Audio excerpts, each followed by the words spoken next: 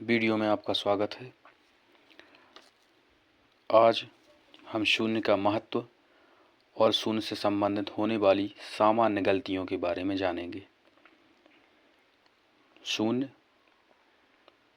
एक ऐसी संख्या है जिसका किसी संख्या के साथ जुड़ने के बाद महत्व बढ़ जाता है। शून्य ना तो धनात्मक संख्या है ना ही ऋणात्मक संख्या है। इसे हम उदासीन मान सकते हैं, लेकिन आमतौर पर शून्य को धनात्मक संख्याओं के साथ लिखा जाता है। चलिए समझते हैं शून्य से संबंधित होने वाली कुछ सामान्य गलतियाँ। सवाल करते हैं तो कुछ बच्चों के द्वारा इस प्रकार की गलतियाँ अक्सर हो जाती हैं। वो गलतियाँ ना हो इसलिए हम समझें। 8 से हमें भाग देना है 3 में, क्योंकि हम जानते हैं कि 3 छोटी संख्या है तो 3 में तो भाग जाएगा नहीं, इसलिए हम 8 का भाग 32 में देंगे। तो जैसा कि हम जानते हैं कि 4 बार भाग जाएगा 32 में, और यहाँ से हम जब घटाएंगे माइनस करेंगे तो यहाँ पर कुछ नहीं बचेगा। इसके बाद हम क्या करते हैं, एक संख्या को नीचे लिख लेते हैं, और जब हम 8 से इस संख्या में भाग देने की कोशिश करते हैं तो हमें पता चलता है कि ये 4 जो है वह छोटी संख्या है। अब इस स्थिति में कुछ बच्चे क्या करते हैं कि 8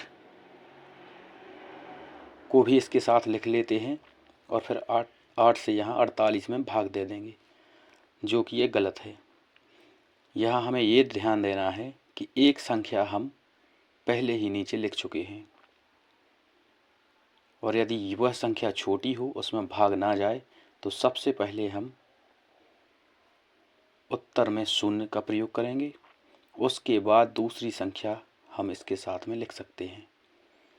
अब इसको हम 48 मानकर और 8 से इसमें भाग देंगे, तो यहाँ भाग 6 बार जाएगा और फिर इसमें से हम माइनस कर देंगे। तो ये जो अपना आंसर है सही है। दूसरा सवाल देखते हैं। यहाँ 6 से हमें 2 में भाग देना है, लेकिन 2 एक छोटी संख्या है। यहाँ आपको ये डाउट हो रहा होगा कि जब 2 में भाग नहीं जा रहा है तो हम यहाँ शून्य क्यों नहीं लगा रहे। लगा सकते हैं, यहाँ भी शून्य लगा सकते हैं, उससे कोई समस्या नहीं है, लेकिन हम जानते हैं कि संख्या के शुरू में शून्य का कोई मतलब नहीं होता, इसलिए यहाँ हम शून्य नहीं लगाएंगे। 6 से भाग देंगे 24 में, तो 4 बार भाग जाएगा और यहाँ आएगी 24। फिर इसको हम 24 में से 24 को माइनस कर देंगे और फिर हम एक संख्या को उसको नीचे लिखेंगे। यहाँ भी वही समस्या है कि 6 से हमें 3 में भाग देना है, लेकिन 3 छोटी संख्या है तो इसमें भी भाग नहीं जाएगा, और इस दूसरी संख्या उतारने से पहले, यहाँ नीचे लिखने से पहले, हम सबसे पहले आंसर में शून्य लगाएंगे।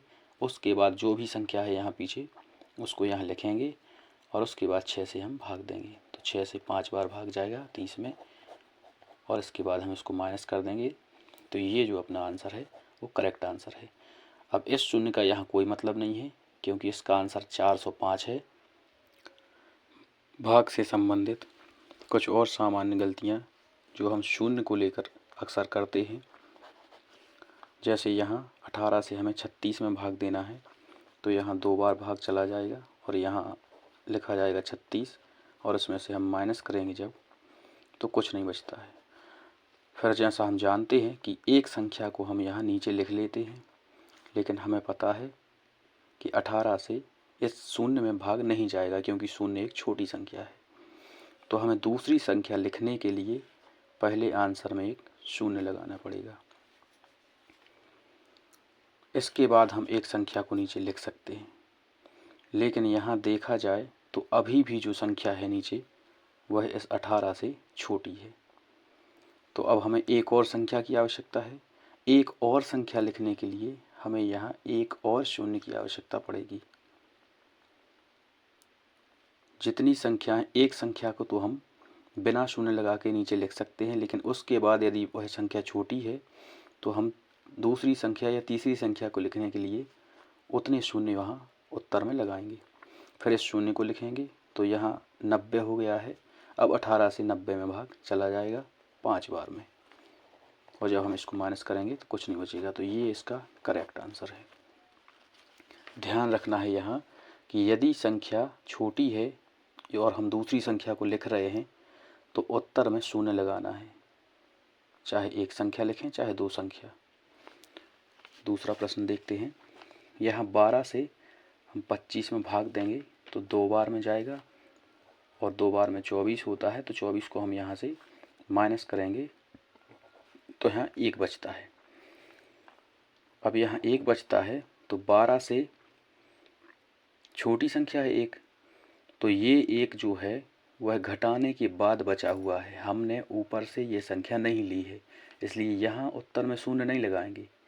ध्यान रखना है इस चीज़ का। उत्तर में शून्य हम जब लगाएंगे जब हमने ऊपर से कोई एक संख्या नीचे लिखी हो और वह इससे छोटी हो, भाग नहीं जा रहा हो।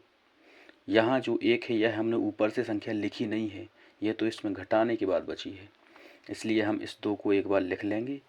अब यदि इस लिखने के बाद यह संख्या इससे छोटी होती तब हम यहाँ उत्तर में शून्य लगा के एक और संख्या लिखते, लेकिन यह तो इसके बराबर है तो यहाँ भाग चला जाएगा 1 बार में, और जब हम इसको माइनस करेंगे तो अपना ये आंसर करेक्ट है।